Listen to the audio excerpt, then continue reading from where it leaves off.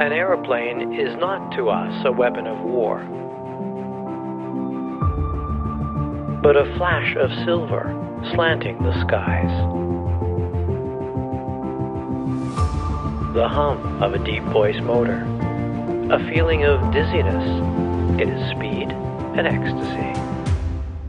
A Royal Canadian Air Force pilot by the name of John Gillespie McGee Jr. wrote that back in 1941.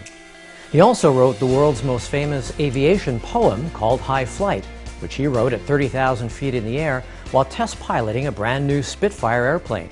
Pretty impressive. I mention this as a poetic segue into a little slice of Nanaimo's aviation and airport history. 80 years ago, during the Second World War, the Nanaimo Airport, which was then called the Cassidy Airstrip or Station, was a training school for pilots where they taught new recruits from Canada, the UK, Australia, and New Zealand on how to load, fly, and land planes which would be used to support the Allied troops along the front lines overseas. In addition to flying airplanes, they were learning to fly gliders, big gliders, heavy gliders that contain jeeps and supplies and dozens of armed troops. Take a look.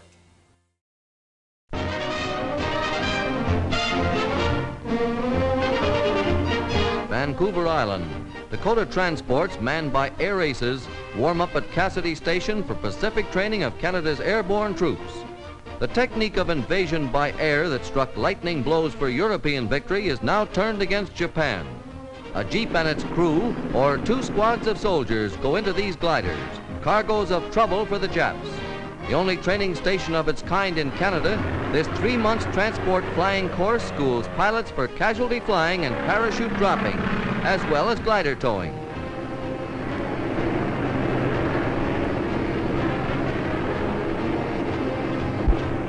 Now ready to cast off the tow rope, and it contains enough nylon for 60,000 stockings.